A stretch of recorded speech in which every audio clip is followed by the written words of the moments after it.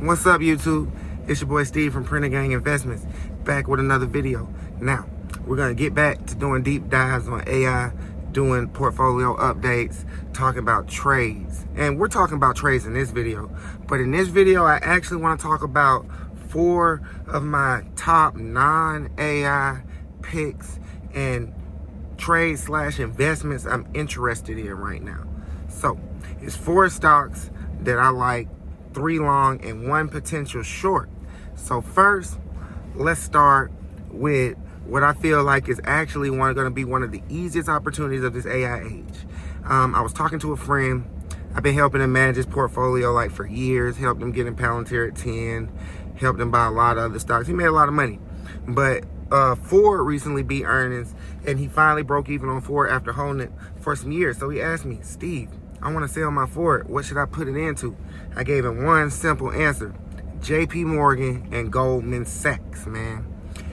I love JP Morgan and Goldman Sachs right now.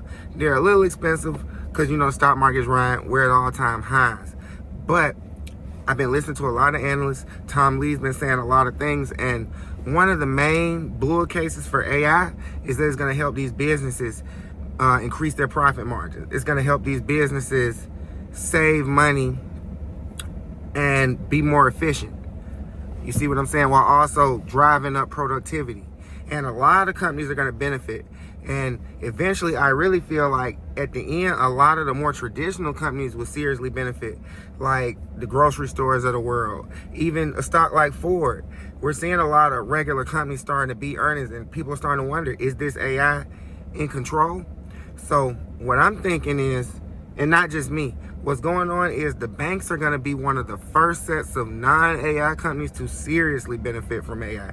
Everything the banks got going on, AI is only going to help improve their margins. So Tom Lee saying JP Morgan and Goldman Sachs, their price to earnings ratios, their metrics could be looking like tech stocks in a couple years, which means it could do some serious mooning. So the way I look at it is real simple.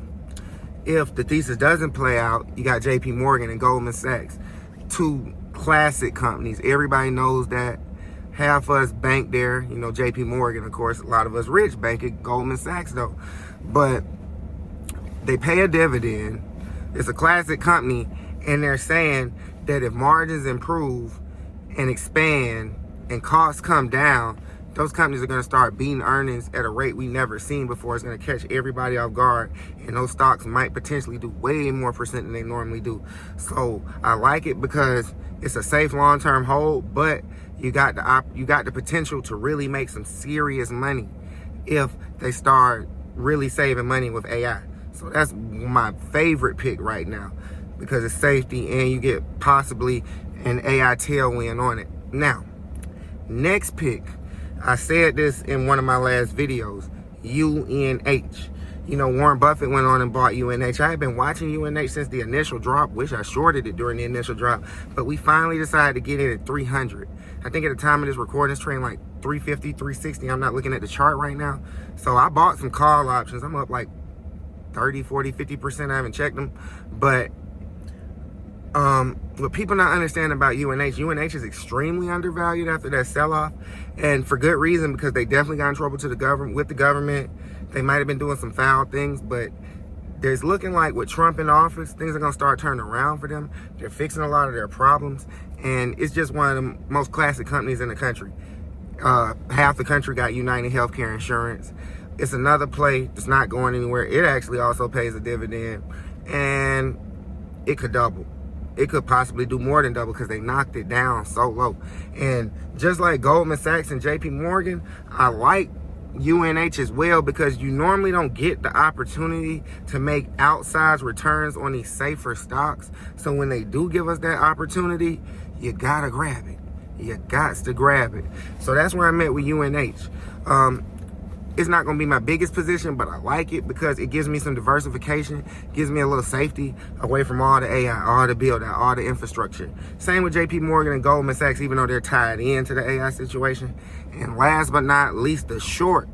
And I'm going to do another video on this short, a more in-depth video on this short. And anyone who watches the market, do not short a stock if you're not for the faint of heart. Of all the plays I'm mentioning, you could really lose all your money on this one.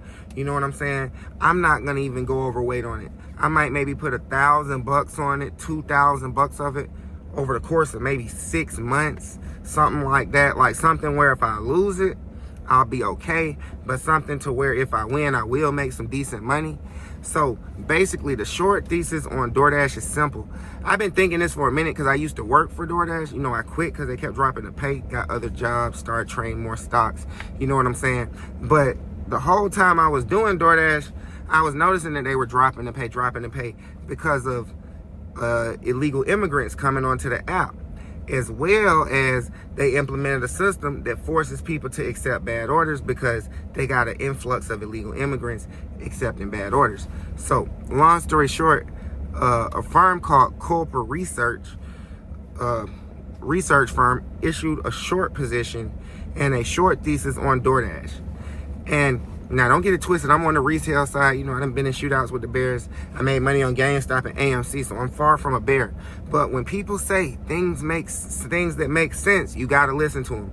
So corporate research is saying that DoorDash used a backdoor method and got the ITINs instead of the social security numbers as a workaround and a backdoor to onboard a large amount of illegal immigrants to deliver food, you know, against the law, basically.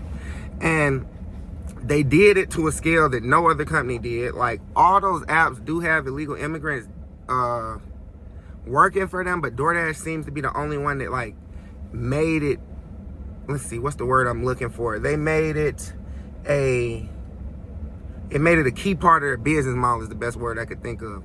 They really leaned in. The other companies weren't making ITIN workarounds. You see what I'm saying? But what they're saying now is, with Trump deporting all these migrants, with potential regulation coming on DoorDash in the future for some of their business practices, they could be in some trouble. They're saying they didn't really go profitable until the migrants took over the deliveries. They're saying at one point 26 to 57% of DoorDash orders were being delivered by illegals. So with that being said, if Trump continues doing what he's doing and they keep losing their illegal labor force, word on the street is if DoorDash is forced to increase the driver pay by even 10%, it could wipe out their entire adjusted EBITDA for 2024 and the stock price could collapse. Now, why do I think those things could happen? Because we see it with our own eyes. Anyone who uses DoorDash, anyone who works for DoorDash, you know, half the time the people who pop up aren't the people on the app. They got a point. Trump is definitely cracking down and he's moving into food delivery specifically. So with that being said, I look at this short as a bet over the next year or two. If I'm initiating short, I'm really January 2027 for puts or something like that. But what I'm thinking is the only way they get out of this is to scale autonomous and self-driving. If you've listened to the CEO of Uber, Derek Khosrowshahi, he's saying they're not going to be able to do anything with autonomous. Like they're hoping they could get 10 to 20% of orders delivered by 10 years from now. So the way I look at it is if DoorDash business model depends on 26 to 57% of the orders being taken for far less than minimum wage by illegals, if that collapses, they're going to be forced to up the pay because they implemented a system that forces people to take low-paying offers. And American workers couldn't do nothing about it because the migrants were accepting every order, which forces basically everybody to accept every order. But as that workforce collapses, there's a huge chance that it's going to cost them some money, not to mention regulations on them. But anyway, those are just some ideas, man. I'm just telling you some of the stocks I'm thinking about, the reasons I like them, you know what I'm saying? And I'm going to be doing deeper dives on these stocks, a lot of other stocks. I got some comments about what y'all want to hear about, some quantum stocks. I'm going to do my DD, I'm going to do my research, and I'm going to keep you guys updated. It's your boy Steve from Printer Gang Investments. I'm going to see y'all in the next video.